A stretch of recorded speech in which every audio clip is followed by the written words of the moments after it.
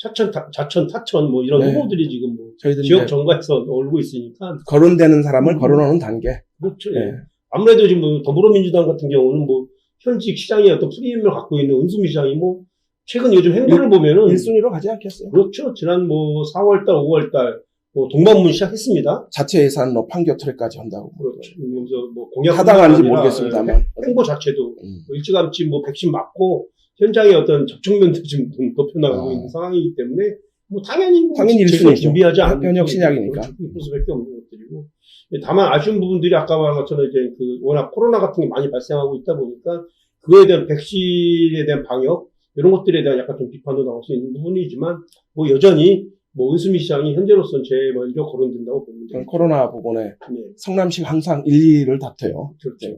인구가 많은 부분도 있지만 그런 측면에서 보면 이제 여러 가지를 또 시사하는 바도 있겠죠. 그거에 대한 뭐 시민들이 또 관점이 좀 있겠죠. 그렇죠. 네. 문수미 시장이 있고 그다음에 뭐 당연히 행보를 보이는 게 이제는 윤창근 의장. 현직 의장이니까. 예, 시의회 의장하면서 이분도 지금 사선이죠. 사선. 예, 사선이다 보니까 뭐 지방자치 같은 경우에서 뭐 대표적인 꿈나무라고 보고 있고요. 꿈나무. 뭐 시의원만 내리 뭐 사선했으니까.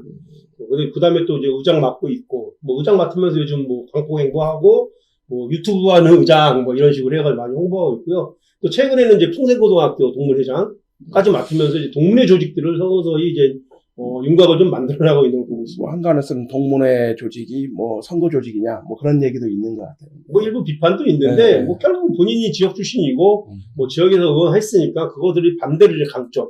그러니까 지역에는 초, 중, 고등학교를 다 나왔기 때문에 뭐 어떻게 보면 아까 지역 세대론에서 상당히 우위를 점하고 있는 분이 아닌가 보고 있습니다. 근데 저는 이제 아까도 모두에서 말씀드렸듯이 특정 그 인맥으로 어떤 부분이 이렇게 논의되고 이런 것들 자체는 또 그렇게 썩 좋은 모습 같지는 않아요. 그렇죠. 벌써부터 그런 얘기가 나온다는 게.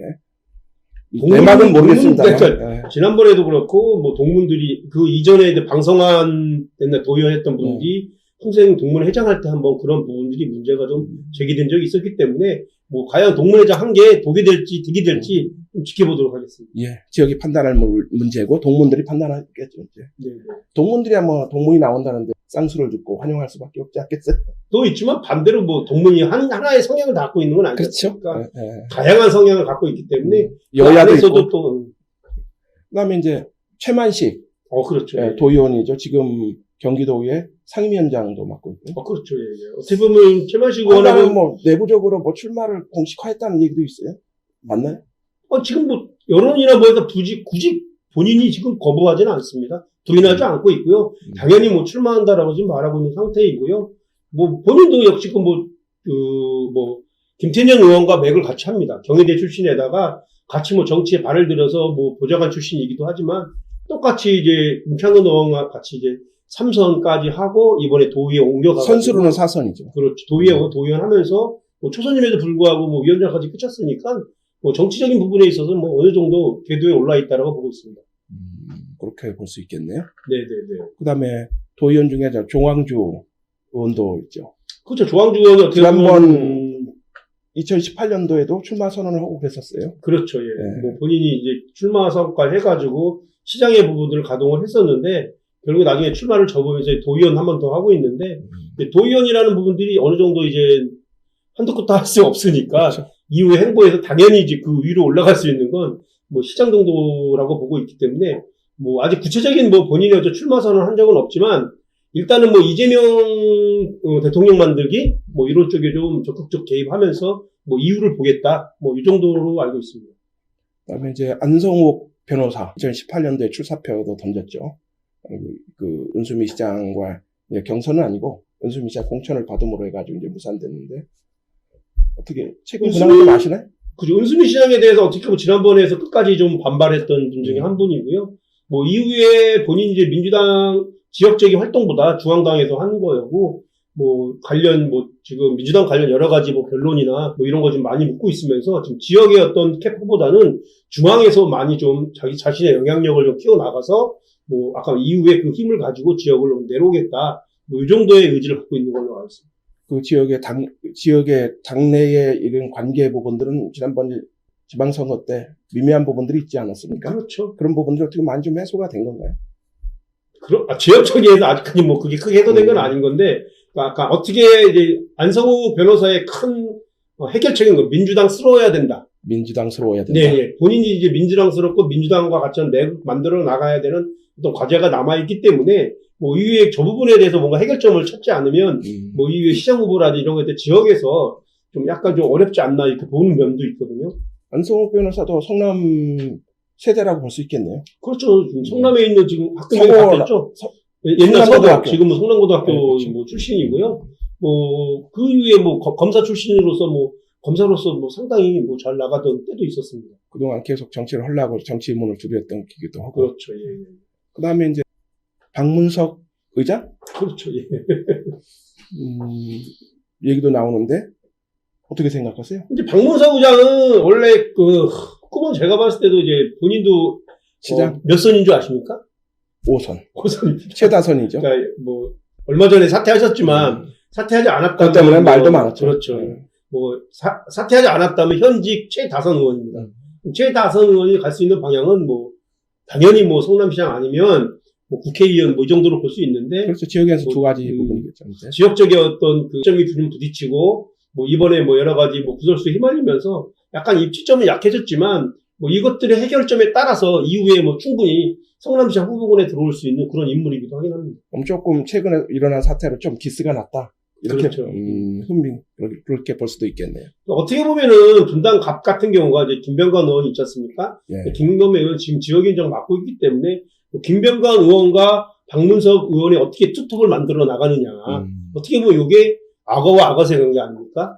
김병관 의원이 다음에 뭐 국회의원 더 나오기 위해서는 절대적인 박문석 의원의 힘이 좀 필요한 상황이죠. 그 정도의 입지가 확보되어 있다고 보시는 거예요? 저는 그렇게 보고 있는 거죠. 예, 예. 그렇기 때문에 이제 이후에 박문석 의원이 행보, 이게 또 김병관 의원의 행보하고 약간 좀 맞물려 있다고 보면 됩니다. 그럼 민주당의 이제 다른 이 말고 변수가 될 후보들은 또 누가 있을까요? 그래서 앞서 말한 어떤 김병관 의원인데요. 현재는 이제 원외이기 때문에 되게 프리하지 않습니까? 재선에 나가겠다, 뭐 그렇게 이제 의지를 그러게요. 강하게 밝히고 재선을 나간다 밝히고 있지만 그 기간은 아직 좀 멀고 3년이나 남았어요. 그렇죠. 당장 코앞에 있는 건 뭐 성남시장 선거이기 때문에 어쨌거나 김병관 의원은 뭐 본인이 뭐 의지 뜻하지 않든 뭐 이름은 계속 오르내릴 수밖에 없는 그런 인물로 보고 있습니다. 그러니까 이제 지역에 이제 국회의원들이 또 판단을 좀 해야 되는 영향도 있지 않겠어요? 그들이 그렇죠. 봤을 때 나름대로 매력 있는 후보군 아니겠습니까? 뭐 지난번 시장 선거도 똑같은 건 아닙니까? 뭐냐면 후보가 여러 가지 났을 때 소위 말하는 어느 정도 성남시장으로서의 레벨을 봤을 때 아까 김병관 의원은 어떤 뭐 국회의원을 지냈고 또 아시다시피 뭐 판교에 적합한 뭐 사업가이기도 하고 뭐 이런 것들이 메리트가 있기 때문에 뭐 아까 제가 말한 결국은 뭐 시장 후보군에 이름은 빠지지 않을 걸로 보고 있습니다. 본인의 이제 결심만 선다면 범죄에 근접할 수도 있겠네요. 그게 본인의 정치적이겠죠. 그렇죠. 이제 그런 부분이 있겠네요. 본인이 어느 정도 정치적으로 좀 발휘해서 거기에 초점을 맞췄나 안 맞췄나 이걸 보면 알 것 같습니다. 낙선 1년 동안에 이제 여러 가지 경험들도 정치력을 실험 받을 수도 있지 않을까요? 그렇죠. 그런 부분들이죠. 네. 그렇다면 민주당에 있어서 지금 거론되고 있는 후보 말고 제3의 후보 네네. 거론될 수 있는 변수가 있을 수 있는 것들이 있을까요? 지난번 선거같이 변수가 있을 수 있는 게 있습니다. 결국에 가서는 뭐 누군가를 또 모셔가지고 그렇죠.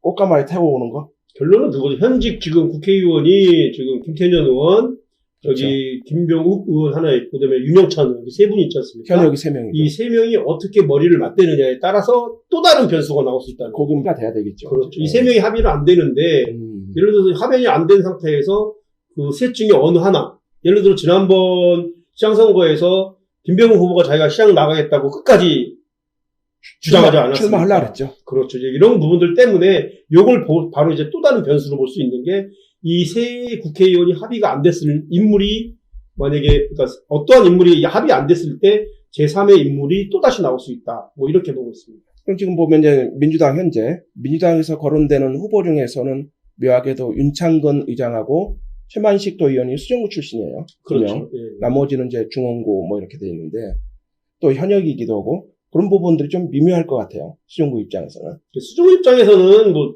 몇 차례 좀 들어봤는데 결국에 가서는 좀 이것도 저도 예측이지만 조율을 해야 될 거 아니겠어요? 경선이 이루어지지 않을까. 경선. 예, 그냥 어떻게 보면 가장 깔끔하지 않습니까? 그렇죠. 경선을 통해서 뭐 최종적으로 올라오는 사람이 뭐 후보로 된다. 뭐 이렇게 되는데 뭐 아시다시피 지금 경선을 통해서 시장 후보 뽑은 사례가 있나요? 뭔가요?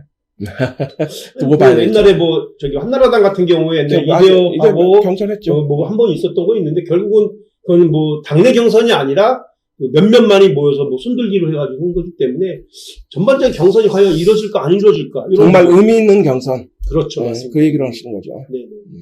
그다음에 또 한 가지 변수로 결국 이제는 대선을 준비하고 있는 전직 성남시장의 행보 이게 좀 관심이죠. 왜냐하면 이재명 지사가 성남에 대한 상당히 뭐 이런 지분이 있기 때문에 뭐 혹시 이재명 지사가 누구를 딱 지목했을 때 예를 들어서 뭐 현재 거론되는 거는 김용 전 시의원 정도가 되겠죠. 이 정도도 좀 하마평에 좀 되고 있습니다. 도의 경기도 대변인도 지냈죠. 그렇죠. 만약에 뭐 김용 의원이 뭐 경기도 대변인과 지내면서 저거는 이제 이재명 지사가 대통령이 됐을 때의 영향력이지 않겠어요? 후보만 돼도 뭐만 돼도. 그렇죠. 예. 그럴 수도 있겠네요. 네. 그렇습니다. 그런 변수는 또 하나 있을 수 있겠습니다.